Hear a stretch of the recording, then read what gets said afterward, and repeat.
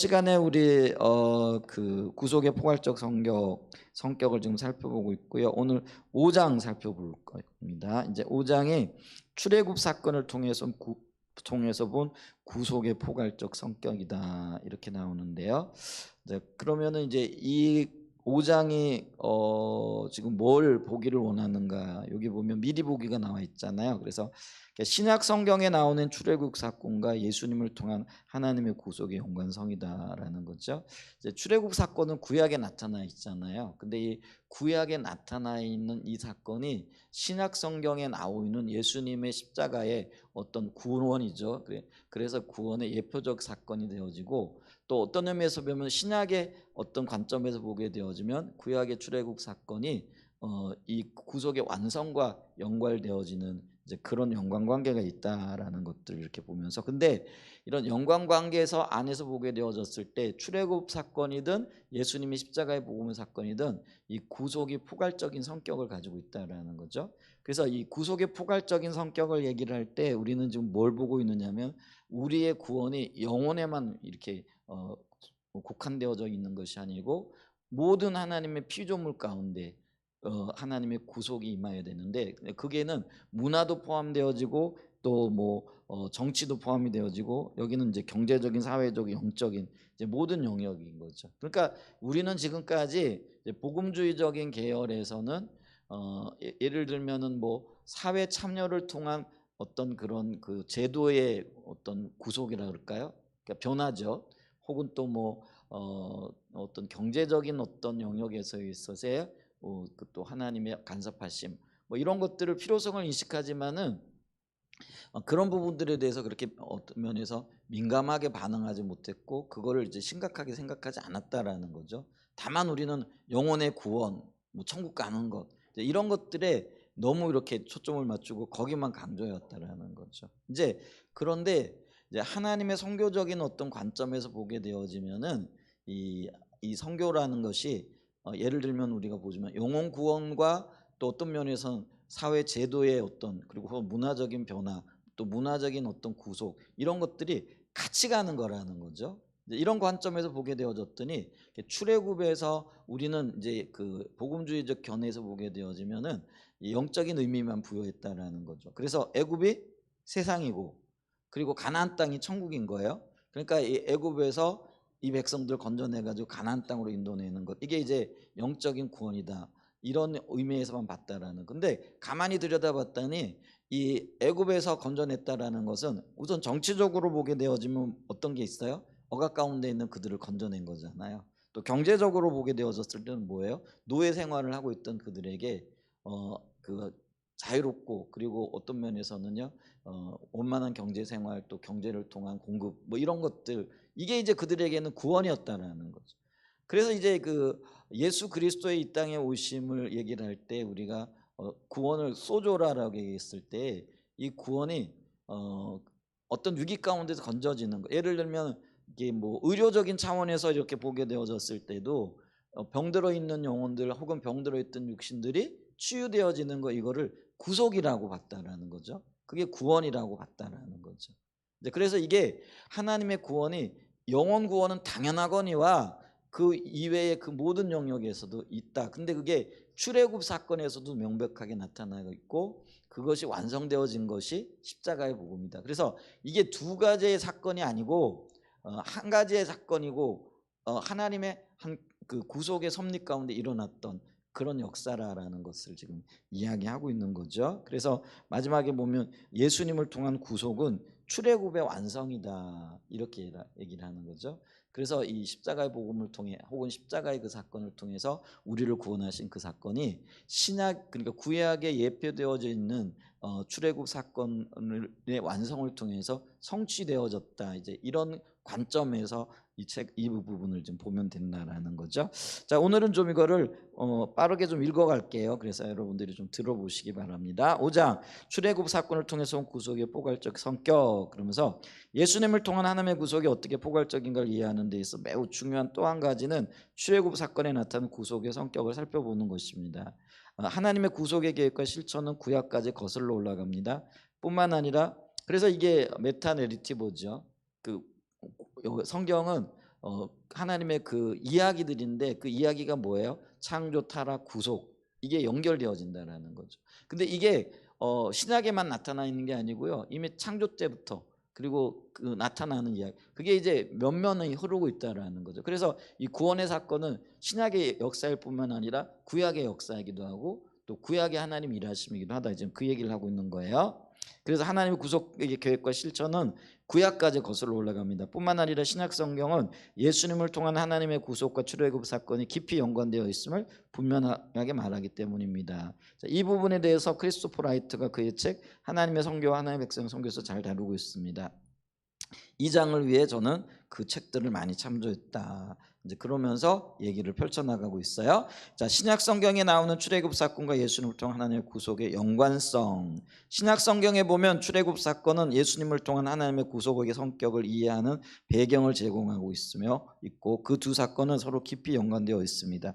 여기서는 그 연관성을 볼 수 있는 네 가지를 살펴보고자 합니다. 자, 그러면서 첫 번째 우선 구속이라는 단어입니다. 성경에서 구속이라는 단어가 가장 먼저 사용된 것은 출애굽 사건과 관련해서입니다. 첫 번째 그 단어는 하나님의 그 당시 애굽의 노예로 속박되어 있는 이스라엘 공동체에 주신 약속에 나옵니다. 그래서 출애굽기 6장 6절에 보면 그러므로 이스라엘 자손에게 말하기를 나는 여호와라 내가 애굽 사람의 무거운 짐 밑에서 너희를 빼내며 그들의 노역에서 너희를 건지며 편팔과 여러 큰 심판들로서 너를 속량. 여기서 속량이라는 단어가 바로 구속이라고 이게 가을이라는 단어인데 이게 이제 우리 성경에는 속량인데 구속의 의미라는 거죠. 근데 여기 가만히 보게 되어지면은요, 여기 보면은 구속을 하는데 그 애굽 사람의 무거운 짐 밑에서 너를 빼내며 그들의 노역에서 너희를 건지며 편팔과 여러 큰 심. 여기 보면은 영혼 구원과는 상관이 없는 것처럼 보여지잖아요, 그죠? 근데 여기에도 구원의 그 단어가 쓰였고 구속이라는 용어가 쓰였다라는 거죠. 그러니까 여기는 보면 엄연히 뭐예요? 경제적인 착취와 정치적인 억압으로부터 건져내시겠다라는 그런 의미잖아요. 그런데 여기에서도 구원이라는 말이 쓰여졌다라는 거죠. 그러니까 이제 이게 우리가 구원이라는 말을 얘기했을 때 영혼 구원만 가지고 얘기할 게 아니라 지금 그 얘기를 그 부분도 볼 수 있다라는 거죠. 출애굽기 15장 13절에서도요. 자, 이게 홍해 사건 직후 하나님께서 자신으로 이스라엘 백성 전체를 구속하신 사건을 축하하는 모세의 노래다. 주의 인자하심으로 주께서 구속하신 백성을 인도하시되 주의 힘으로 그들을 주의 거룩한 처소에 들어가게 하셨나이다. 여기도 이제 구속이라는 단어가 이게 가을이라는 단어라고 이렇게 얘기를 하는데요. 이게 지금 근데 여기서 구원받았고 구속받았는데 이거는 뭐예요? 물 가운데서 건진받은 걸 얘기하잖아요. 홍해 사건 물을 가르고 그 백성을 건져내죠. 그건 이제 그 배경에는 뭐냐면 애굽의 군대들이 쫓아오는데 하나님께서 물을 가르시고 그들을 건져내시고 반면에 그 쫓아왔던 애굽의 군사들은 그 물로 죽이시잖아요. 심판하시잖아요. 이제 그 장면을 이제 얘기를 하면서 이게 하나님의 구원이었다, 구속이었다. 그러면 여기 우리가 이 장면만을 보면 이게 영혼 구원의 문제는 아니라는 거예요. 근데 이게 결국은 이게 영혼 구원과도 나중에 물론 당연하게 연결되어지겠죠. 그래서 이게 하나님의 구원과 구속의 사건이 이 장면만을 보게 되어졌을 때는 우리가 그 영혼 구원에만 국한되어지는 것이 아니라 삶의 전 영역에 걸쳐서 일어나는 것이다. 이걸 지금 이야기를 하고 있다라는 거죠. 그래서 따라서 하나님의 구속이 무엇을 의미하는가를 이해하려면 출애굽 사건으로 거슬러 올라가야 돼요. 왜냐하면 구속이란 말이 출애굽 사건과 관련되어져서 사용되어졌기 때문에 그렇다라는 거죠. 리차드 미들턴이 구약의 세계관을 우리의 기초와 지침으로 삼지 않고 신약을 읽으면 하나님의 구속의 놀라운 범위, 특히 구속의 풍부하고 현세적인 성격을 놓치기 쉽다. 그래서 신약 십자가 사건에만 우리가 초점을 맞추다 보니까 십자가의 사건이 영혼 구원에 초점이 맞춰지더라는 거죠. 근데 이 구속의 문제를 구약으로까지 되돌리고 근데 구약에 보게 되면은 그 구원의 문제를 가장 먼저 다루는 게 출애굽이라는 거죠. 근데 출애굽에서 아까 얘기했듯이 구원을 얘기할 때는 영혼 구원만을 얘기하는 게 아니라는 거죠. 그렇기 때문에 이 구원의 범위, 그러니까 구원의 풍부함, 또 구원을 바라보시는 하나님의 관점을 만약에 우리가 이 자리로 돌아가지 않게 되어지면 놓쳐버린다라는 이제 그런 의미로 지금 말하고 있다라는 거죠. 자, 그런데 위 구절에서 볼 수 있듯이 출애굽 사건에서 나오는 구속자로 행동하셨고, 하나님은 성경은 출애굽 사건 자체를 구속행위라고 부릅니다. 그래서 출애굽 사건 자체, 그 백성들을 사회적인 억압, 정치적인 억압, 경제적인 억압, 또 여러 가지 문화적인 억압, 여기서도 건져낸 그 모든 것들을 구속이라 이렇게 얘기하고 있다라는 거죠. 그래서 그걸 구속행위라, 하나님은 이스라엘 백성들을 애굽의 압제에서 구속하셔서 그들을 하나님의 언약 백성 삼으시고 그들을 열방을 위한 제사장 나라로 삼으신다. 그래서 이게 이제 하나의 하나님의 계획이라는 거죠. 그들을 애굽에서 건져내시고 그들을 제사장 나라로 삼으셔서 다른 민족을 구원하기 위한. 그러니까 그러면 이 다른 민족을 구원함에 있어서도 영혼 구원만이 그들의 목표와 목적이 아니라는 거예요. 그리고 하나님 의도도 아니라라는 그런 관점에서 볼 수 있다라는 거죠. 둘째, 출애굽 사건과 예수님을 통한 구속과 연관성을 그것을 통해 세워진 하나님의 백성들과 신분과 소명을 보아도 알 수 있습니다. 한마디로 말해서 하나님은 신약의 교회, 구약의 이스라엘과 동일한 신분과 정체성과 역할과 소명을 그냥 이스라엘 백성들을 대신하여 세워진 한 무리들이죠. 이방인과 유대인들이 합쳐져 세워진 무리들, 구원받은 백성들이 바로 교회잖아요. 그러니까 교회의 정체성과 이스라엘 백성들의 정체성이 같다라는 것이죠. 그러면은 우리가 어떤 면에서 보게 되어지면은 공동체로서 하나님의 구원을 이루어가야 될 책임감과 또 어떤 의무들을 부여받는다라는 것도 관련이 있다라는 거죠. 자, 하나님 이스라엘 백성들을 구속하셔서 그들을 구원받은 개인들의 모임이 아니라 하나님의 백성 나라를 세우셨죠. 언약에 따라 그분께 헌신하고 그분을 야훼로 알고 열방 가운데 거룩한 제사장으로 섬길 나라로 세우셨다라는, 그게 이제 출애굽기 19장 4절로 6절에 나와 있는 거죠. 우리가 너무 잘 알기 때문에요. 자, 그런데 하나님은 예수님을 통해 우리를 구속하시고 구약의 이스라엘 백성과 동일한 신분과 소명을 주셨다라는 거죠. 그래서 이게 어떤 의미에서 보게 되면 출애굽기 19장 4절과 6절의 말씀을 인용한 게 바로 베드로전서 2장 9절이라는 거죠. 그게 연장선상이라는 거죠. 그리고 동일한 말씀이라는 거예요. 그러니까 베드로전서 2장 9절은 우리가 읽어보면 그러나 너희는 택하신 족속의 왕같은 제사장들이요 거룩한 나라여 그의 소유관 된 백성이니 이는 너희를 어두운 데서 불러내어 그의 기이한 빛에 들어가게 하신 아름다운 덕을 선포하게, 아름다운 덕을 선포하게 하시는 게 제사장을 세워가지고 그 제사장의 역할을 감당하게 하시는 거다. 이제 그런 의미로 볼 수 있죠. 자, 여기서 한 가지 중요한 사실은 신약의 교회의 경우에도 하나님은 우리를 구원받은 개인의 구원이 아니라 하나님의 백성 제사장 나라로 세우셨다라는 것입니다. 이것의 중요성에 대해서는 앞으로 살펴볼 것입니다. 이게 출애굽이 예표하는 것이고, 그 다음에 이게 십자가가 예표하는 거고, 그리고 이게 구원의 확장이 되어지는 것과 관련이 되어진다는 거죠. 셋째, 우리는 예수님께서 십자가에 못 박히기 전에 제자들과 마지막 식사를 하시는 중에 보여주신 행동에서도 출애굽 사건이 그리스도의 십자가의 성취를 해석하는 중요한 기초가 된다는 사실을 분명하게 볼 수 있습니다. 모든 복음서는 어떤 식으로든 예수님의 최후 만찬을 유월절과 연결시킵니다. 유월절 마지막 잔치라 그러죠. 이걸 우리가 최후 만찬이라고 이렇게 얘기를 하잖아요. 그걸 우리가 분명하게 볼 수 있는 게 예수님의 말씀이라는 거죠. 자, 그들이 먹을 때 예수께서 떡을 가지사 축복하시고 떼어 제자들에게 주시며 이르시되 받으라 이것은 내 몸이니라 하시고 또 잔을 가지사 감사기도 하시며 그들에게 주시니 다 이를 마시며 이르되 이것은 많은 사람을 위하여 흘리는 나의 피 곧 언약의 피니라. 예수님이 흘리신 피와 그리고 찢기신 몸 살을 보면서 우리는 뭘 생각하는 거죠? 유월절 어린 양을 생각하는 거죠. 이게 연결되어져 있다라는 것들을 우리가 볼 수 있다라는 거죠. 그래서 톰 라이트도 예수님의 최후 만찬에 나타난 출애굽을 통한 하나님의 구속과 예수님의 십자가를 통한 하나님의 구속의 연결성, 이게 하나의 사건이고 연결되어져 있고 예표하는 거다. 그리고 이 최후 만찬은 출애굽 유월절 만찬, 유월절 만찬을 완성시키는 이제 그런 어떤 의미가 있다라는 그런 거죠. 이 식사 자체 최후 만찬이죠. 두 가지 매우 구체적인 것들을 말해주고 있었다. 첫째, 유대인들의 모든 유월절 식사들과 마찬가지로 그 사건은 애굽을 떠나는 것에 관하여 말하는 것이었다. 주 1세기 유대인들에게 그것은 예언자들이 말했던 포로 생활에서의 귀한 새로운 출애굽, 위대한 계약의 경신을 보여주는 것이었다. 유월절 만찬이 이제 애굽을 떠나는 것이듯이 예수님의 그 최후의 만찬이 죄에서 해방일 뿐만 아니라 새로운 세계로 들어가기 위한 그런 어떤 전초라는 거죠. 그래서 이 예수님의 마지막 만찬이 그들이 고대했던, 예를 들면 여기는 포로 생활에서 귀한 새로운 출애굽, 위대한 계약의 갱신, 이것을 보여주는 출발점이 되어진다라는 거죠.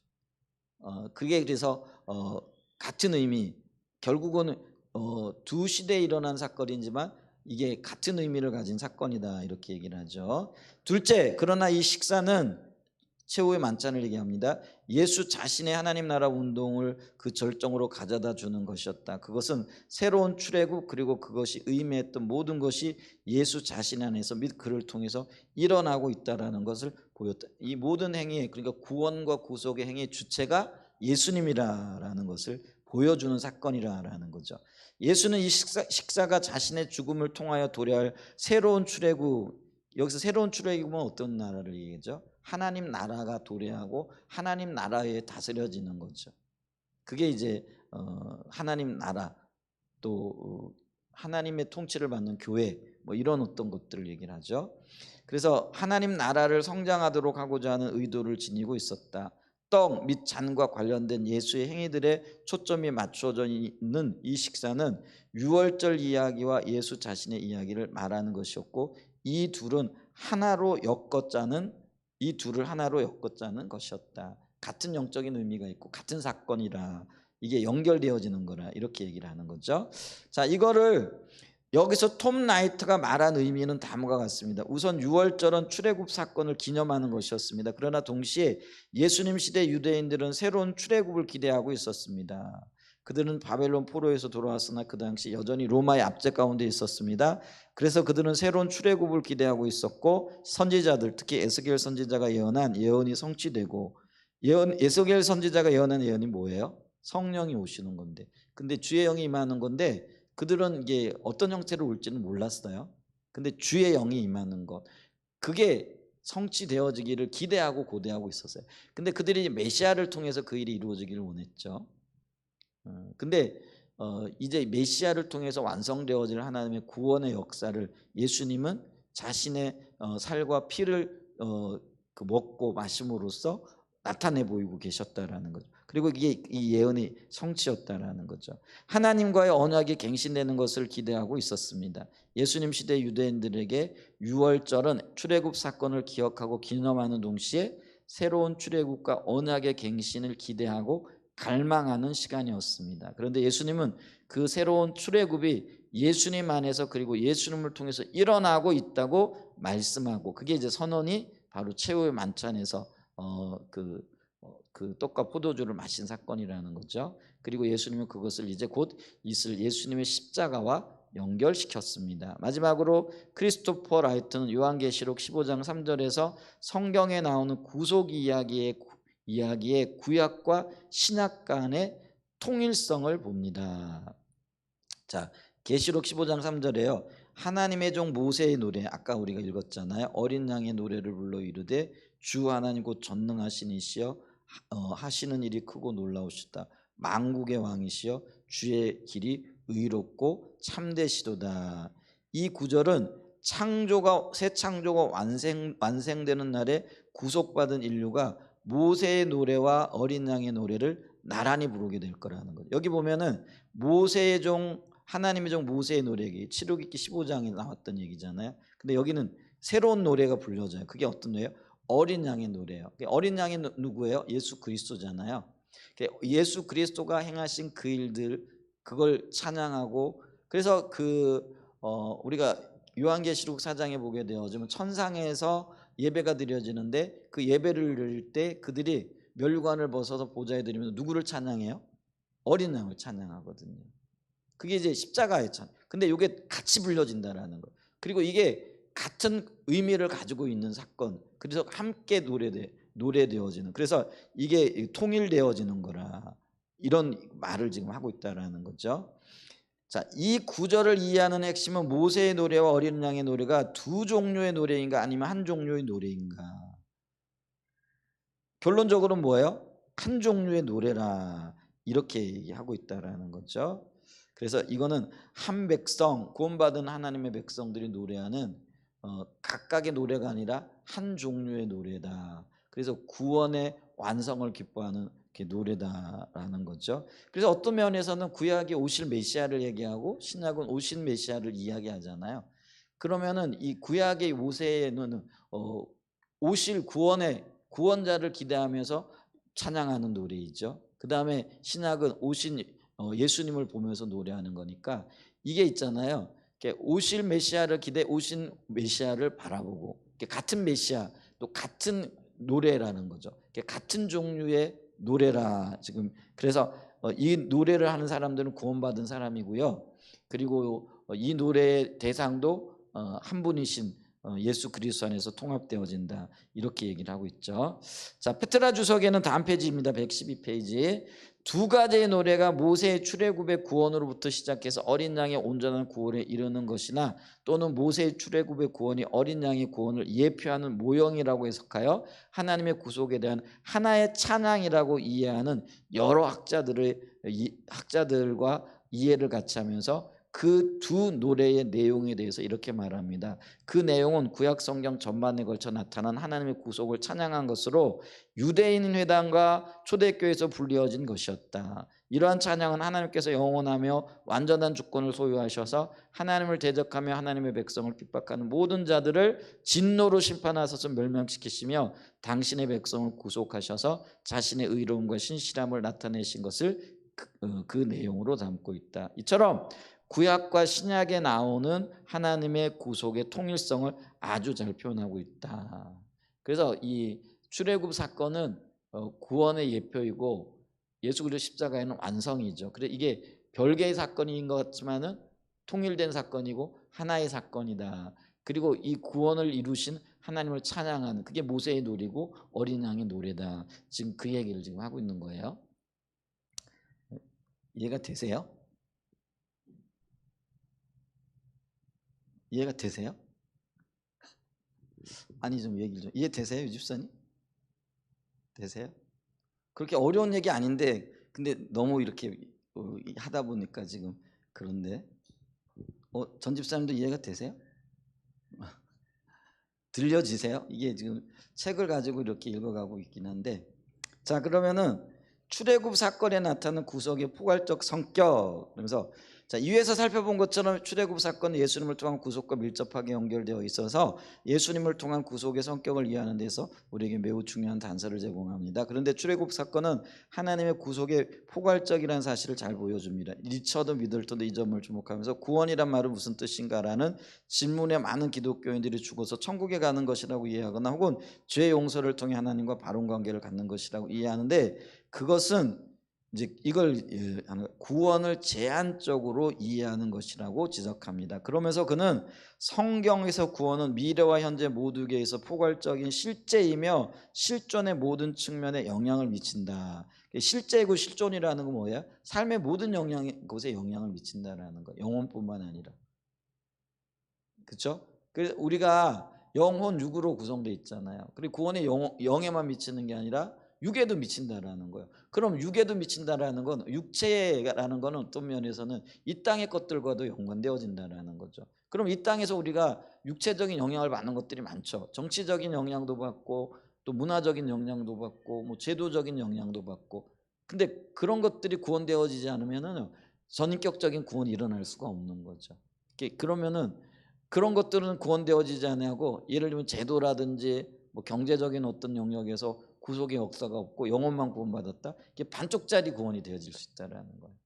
그러니까 구원은요 우리의 삶의 실제로서 전 영역이 일어나야 된다. 그래 이게 구원이 포괄적이고 포괄적이다. 지금 이야기를 하고 있는 거예요. 그는 계속해서 이렇게 말합니다. 우리가 출애굽에 대해 주목해야 할 첫 번째 사실은 출애굽이 실제적이고 구체적인 압제의 상황에 있던 한 역사적 공동체의 사회 정치적 구원을 이루었다는 점이다.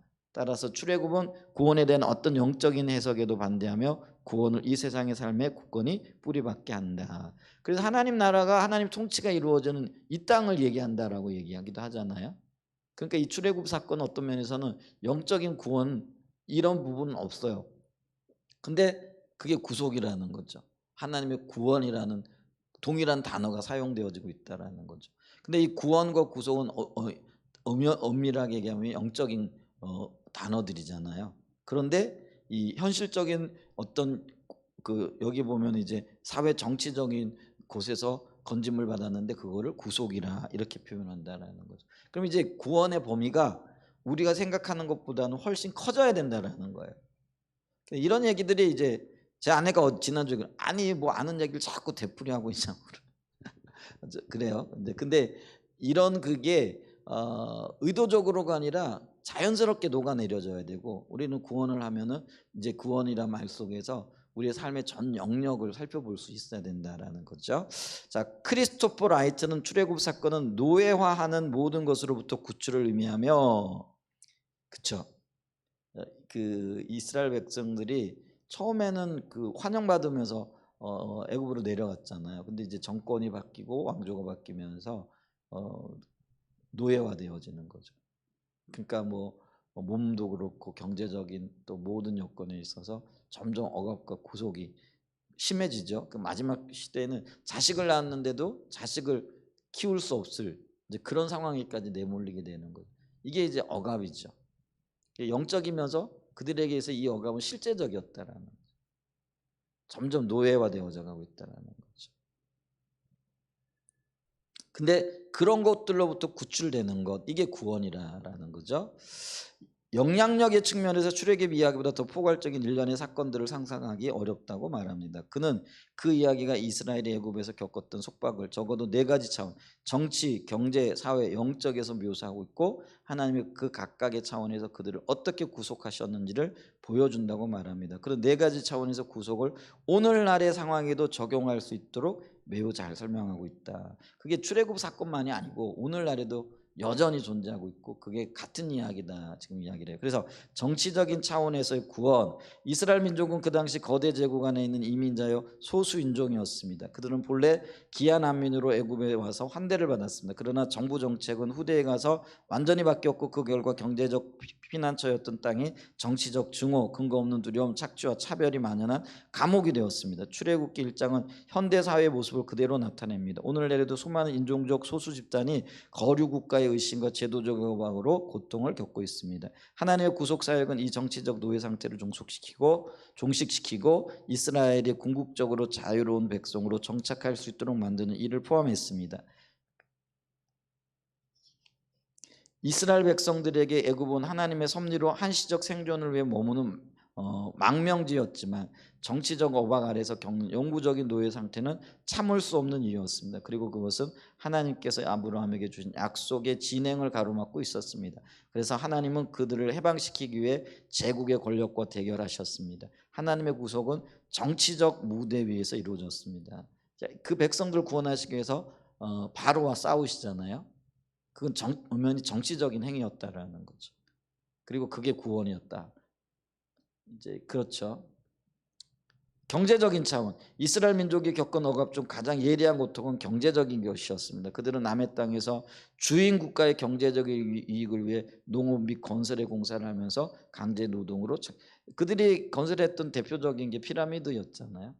그 엄청난 그런 그 노동력을 제공하는 이제 그런 어떤 일들을 감당했잖아요. 자, 이스라엘의 구속자 대신 하나님의 동정 어린 개입을 불러일으킨 것은 바로 이런 억압에 대한 그들의 부르짖음 때문이었다라는 거죠. 출애굽기 1장 2장에서 설명된 출애굽의 분명한 동기는 이중적이었습니다. 첫째는 잔인한 억압 아래 고통받는 사람들에 대한 하나님의 긍휼 어린 관심, 곧 정의에 대한 하나님의 열정 때문이었고, 둘째는 아브라함과 맺은 언약에 대한 하나님의 신실하심 때문. 2가지 이유다. 하나님의 정의를 향하신 열정, 그 다음에 언약 때문이었다. 그러나 이스라엘을 애굽에서 구해내어 광야의 자유로운 상태로 이끄는 것만으로는 불충분했습니다. 그들의 구속이 지향하는 목표는 출애굽기 6장 6, 8절에도 잘 나와 있듯이 그들에게 땅을 주는 것이었습니다. 구약에서의 땅은요, 삶의 터전이잖아요. 그게 온전한 자유를 누리는 길이었다라. 경제적인 자유를 누리는 기반이었. 땅이 그렇잖아요. 오늘날에도 우리 부동산 굉장히 중요하잖아요. 근데 부동산 정책 잘못 펼치면 뭐 정권이 날아가잖아요. 그죠? 뭐 그런 그만큼 중요한 먹고 사는 것의 터전이 땅에 있는 거죠. 그런 거죠. 근데 하나님이 그들에게 그거를 주심으로써 그들을 구원하는 어떤 완성을 이루어 가시는 것을 보죠. 자, 그뿐 아니라 이스라엘 내에서 그 같은 억압이 발생하지 않도록 고안된 경제적 제도도 함께 주는 것이었습니다. 그래서 이게 뭐예요? 땅을 빼앗는 일이 없도록, 그리고 빼앗겨도 돌려주는 거. 그게 희년제도예요. 희년제도. 그래서 사실 하나님이 그런 제도를 세우셨는데 역사적으로 그게 제대로 실천된 적이 한 번도 없어요. 왜냐하면 그게 하나님의 백성들의 욕심 때문에 그래요. 오늘날에도요, 우리가 이 땅 가지고 사실 투기해 가지고 돈 버는 건 하나님 나라에 합당하지 게 아닌 거거든요. 근데 사람들은 그걸로 돈 벌죠. 우리나라 재벌이나 뭐 이 땅의 그 대부분들이 땅 가지고 장사해 가지고 돈 버는 거잖아요. 땅 때문에 돈 벌었던 거지. 뭐 그들이 사업 물론 잘한 것도 있겠지만은요, 대부분 땅에서 일어나는 거죠. 이제 그런 건데. 근데 이게요, 하나님의 그 구원과는 거리가 먼 거예요. 하나님은 모든 사람들에게 공평하게 땅을 분배하셨고, 그리고 그걸 잘 지켰고, 그걸 혹시 여러 가지 이유 때문에 특별히 사회적 약자 있잖아요. 구약의 사회적인 약자가 누구예요? 고아, 또 과부, 또 나그네들, 그리고 이방인들. 이게 이제 구약의 대표적인 약자들이거든요. 근데 이 약자들을 위한 배려가 구약에는 분명히 나와 있어요. 그리고 심지어는요, 3년에 한 번씩 11조를 하게 하잖아요.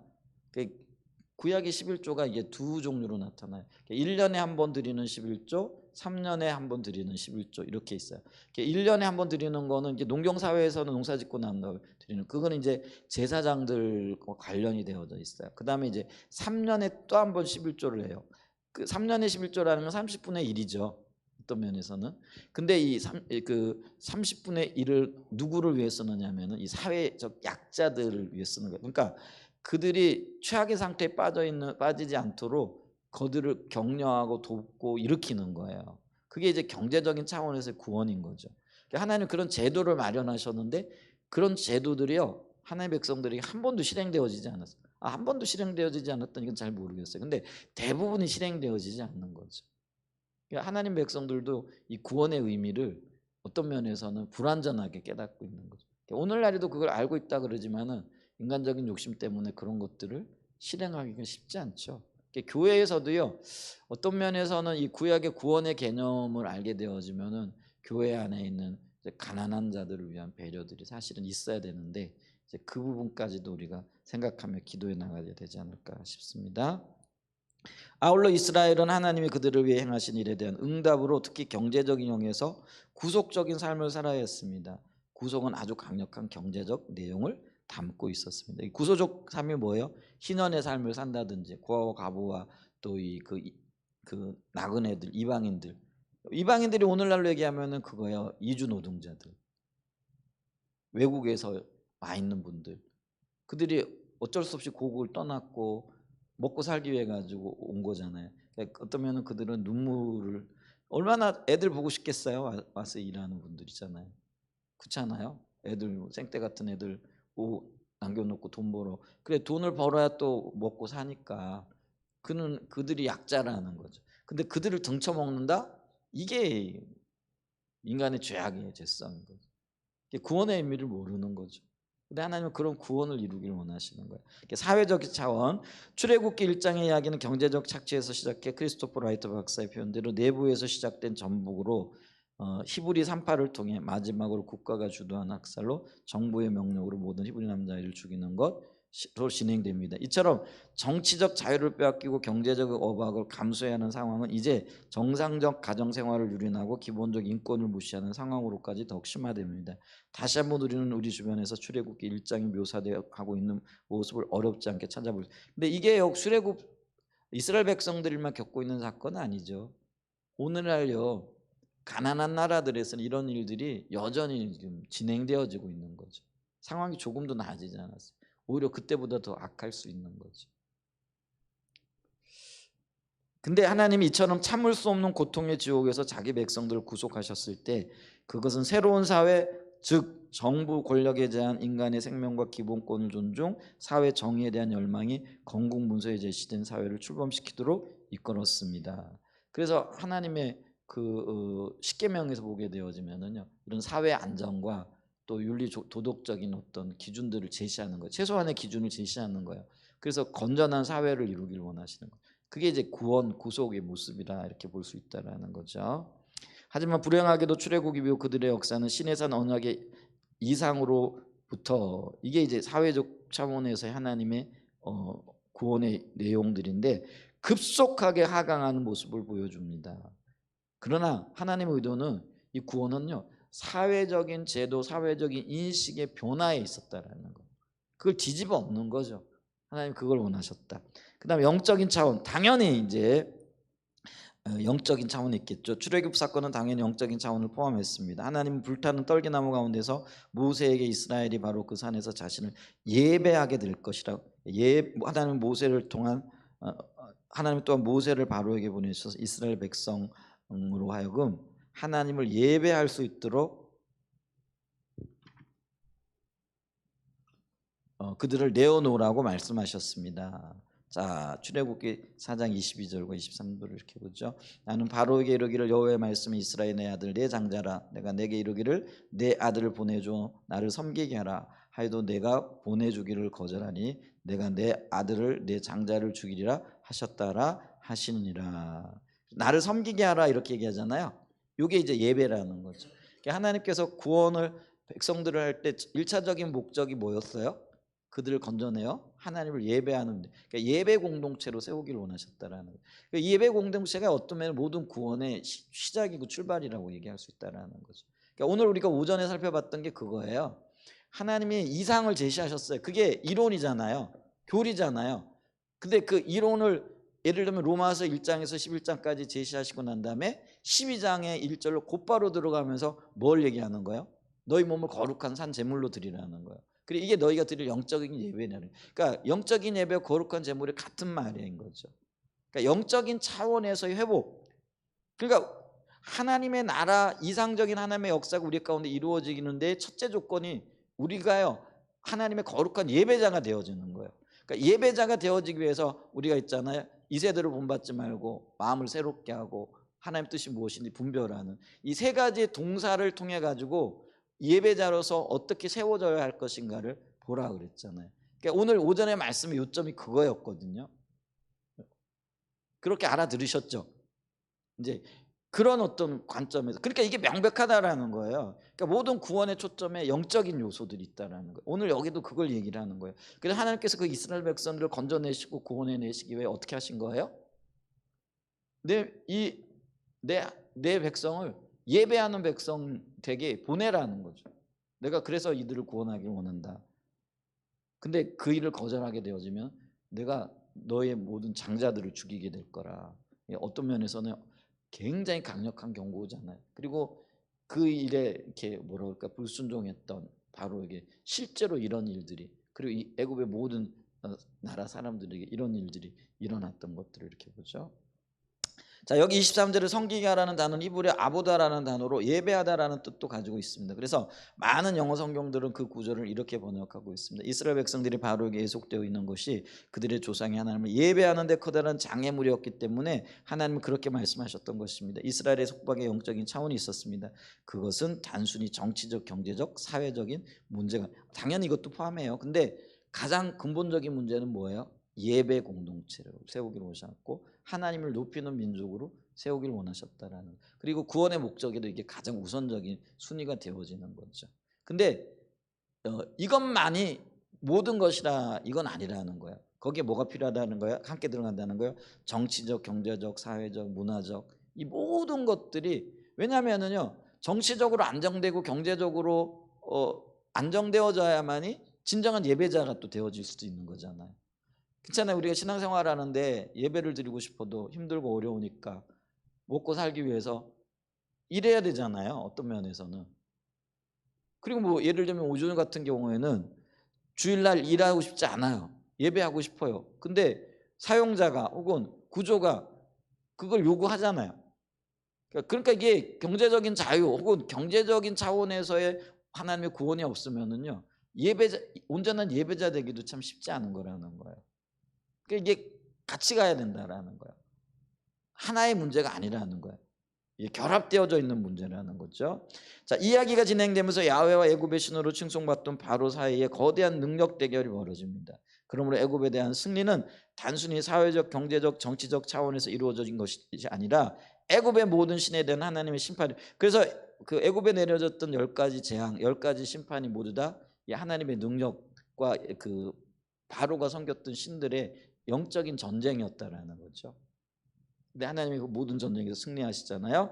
따라서 모세가 홍해를 건넌 후 부른 노래는 여호와께서 영원 무궁하도록 다스리시도다 해서 그 절정에 도달합니다. 그것은 바로가 아니라 하나님이 영원한 왕이시다는 의미가 내포되어져 있습니다. 자, 이렇게 쭉 읽어보시고요.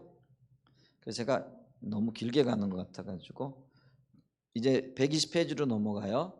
그래서 이 예수님을 통한 구속, 이건 뭐예요? 십자가 공로를 통한 구속이죠. 이게 결국은 출애굽에 보이고 예표하고 있는 것들의 완성이 되어진다라는 거죠. 자, 여기 보면 출애굽과 예수님을 통한 애굽의 연관성을 볼 수 있는 또 한 가지는 신약 성경이 예수님의 십자가와 부활을 출애굽으로 제시하고 있다는 사실입니다. 출애굽은 구약의 구속 모델을 제공하며 하나님의 구속자로 개입하실 때 그 구속이 얼마나 광범위하고 포괄적인, 그래서 우리가 아까 출애굽 사건을 보면서 이게 영적인, 분명히 영적이지만 영적인 것만 아니라 그랬잖아요. 근데 그게 예표라 그랬잖아요. 그러면 예수님의 십자가와 부활도요, 이게 분명히 영적인 사건이에요. 근데 이게 영적인 것에 국한되어지지 않는다라는 거예요. 그래서 예수님께서 이렇게 뭐라고 얘기하시냐면 내가 다 이루었다 그러시잖아요. 근데 이 다 이루었다라는 선언 속에는요, 영적인 구원만이 아니라는 거예요. 우리의 연약함, 육신의 질병, 또 사회적인 고난, 고통, 모든 질서의 무너짐, 정치, 경제, 이 모든 영역에서 하나님께서 구원하셨다라는 거예요. 그걸 다 구속하셨다. 그 선언이 바로 다 이루었다가 되어지는 거다라는 것이죠. 자, 신약, 저 다음 문단에요. 신약은 예수님의 구속적인 죽음을 출애굽의 렌즈를 통해서 제시합니다. 그 사람과 그 사건은 구약의 구속 그림과 일치합니다. 구속자이신 예수님은 자기 백성을 구출하는 데 필요한 것은 무엇이든지 하실 백성의 대변자이십니다. 구약에서 구속하다라는 의미를 가진 히브리어 동사는 가알입니다. 그리고 그런 행동을 하는 사람을 나타내는 명사는 고엘입니다. 대속자라는 의미가 있어요. 고엘. 그래서 구속자 즉 고엘은 필요한 일은 무엇이든지 하는 친족의 대변자입니다. 출애굽 사건에서 하나님이 이스라엘의 고엘이었습니다. 그런데 이제 신약에서 예수님이 고엘입니다. 그분은 이 일을 위해 심지어 그분 자신의 생명을 포기해야만 했습니다. 그리고 구속의 절정인 십자가는 하나님을 반대하고 그분의 창조 세계를 노예로 만드는 모든 것에 대한 하나님의 승리였습니다. 우리는 이런 사실을 신약의 몇 군데에서 찾아볼 수 있습니다. 그중 하나는 변화산에서 예수님과 모세와 엘리야와 나눈 대화입니다. 영광 중에 누가복음 9장 31장입니다. 영광 중에 나타나서 장차 예수께서 예루살렘에서 별세하실 것, 이게 이제 십자가를 얘기하는 거죠. 근데 십자가가 영광이라는 거죠. 자, 우선 누가복음만 변화산에 관한 기록에서 예수님이 모세와 엘리야와 나눈 대화 내용을 기록하고 있습니다. 그런데 여기 우리말 개역개정 성경에 별세라고 번역된 단어는 헬라어로 엑소더스 많이 찾아봤죠? 뭐 알죠? 그게 출애굽이 엑소더스라는, 밖으로 나간다라는 그런 의미거든요. 엑소더스라는 단어입니다. 엑소더스는 밖으로 나간다라는 뜻으로서 죽음을 의미할 수 있습니다. 그러나 보다 근본적으로 그 단어는 출애굽을 의미합니다. 영어 성경을 출애굽기 엑소더스라고 부릅니다. 그래서 우리가 이 구절의 엑소더스를 출애굽으로 본다면 이 구절은 이렇게 말하고 있습니다. 이걸 이제 이렇게 번역할 수도 있다라는 거예요. 모세와 엘리야가 영광 중에 나타나서 그분의 예루살렘에서 성취하실 그분의 출애굽, 구속. 이 출애굽이 애굽에서 건져 나오는 건데 예수님의 출애굽은 세상에서 건지는 거라는 거죠. 그래서 이 세상으로부터 건져내는 것, 이걸 이제 출애굽으로 얘기하는 거죠. 출애굽에 대해서 말하고 있었다. 다시 말해 이 구절은 예수님께서 십자가를 통해서 이루실 새 일, 그게 출애굽이라고 부르고 있다라는 것이죠. 그래서 여러분 시간 되실 때 다들 책들 가지고 계시죠? 읽어보시기 바랍니다. 그래서 이 구약의 출애굽 사건과 신약의 예수님의 십자가의 구속의 사건은 동일 사건이다, 완성이다, 예표한 것이 이루어진 거다. 이거를 말하고 있다. 그러면 이제 여기서 우리가 예수님의 십자가의 그 구속이 그 우리가 생각하는 것보다도 훨씬 더 포괄적이다. 많은 것을 담고 있다. 그 구원의 범위가 우리가 생각하는, 그러니까 우리는 복음주의 견해에서 지금은 이제 우리는 그렇지 않아요. 근데 대부분의 아직도 많은 분들이, 우리 지난번에 왜 우리 교회 저기 있잖아, 어떤 집사님이 그 이 구속의 포괄적 성격, 그러니까 예수님이 구속하신 것이 영혼만이 아니다, 이거 얘기했고, 그거 듣고는 그렇게 뒤집어 주셨잖아요. 그래가지고 그거 이상하다 뭐 이렇게까지. 그게 지금 이런 이해가 없으니까요, 이제 그런 오해를 하는 거예요. 그래서 조금만 더 저한테 물어와가지고 보고 배우고 그랬으면 좋았을 텐데 그런 일들이 없으니까 이제 참 안타까운 일인 거죠. 이런 일들이 일어나요. 실제로 지금 일어나고 있다라는 거죠. 그래서 출애굽 사건에 나타나는 하나님의 구속의 포괄적인 성격을 좀 살펴봤습니다. 그래서 여러분 어렵지 않죠? 그래서 차근차근하게 좀 읽어보시면은요, 책을 읽다 보니까 부지런히 읽어도 뭐 5, 6페이지밖에 못 읽고, 그렇게 하다 보니까 너무 여기 지금 매달려 있는 듯한 느낌도 들고, 그래서 한 장씩 보면서요, 그냥 이렇게 쭉 되는 대로 설명하고 이렇게 했으면 좋겠다 싶은 그런 마음이 드네요. 자, NWWC에서 좀 기도해 주시고요. 그리고 다음 주에 있게 되어질 아동부를, 요런 설교를 이제 지금 아이들하고 해야 돼요. 근데 이번에 이제 그 주제가 이게 성경적인 세계관을 토대로 한 하나님을 찾는 삶이다 보니까요, 기본적인 이제 이 구속의 포괄적인 성격이 나와 있는 내용들과 하나님을 찾는 것을 연관시켜 가지고 이제 설교를 해야 돼요. 그래서 이게 참 쉽지 않아요. 유치부 아이들한테 어떻게 이런 설교를 해야 될까 지금 고민이 되는데, 위에서 좀 많이 기도해 주시고요. 또 하나님께서 비춰주시고 깨닫게 하셔야만 되지 않을까 싶은 이제 그런 은혜를 구하는 거죠. 자, 계속 기도해 주시고요. 우리 좀 한번 기도하겠습니다.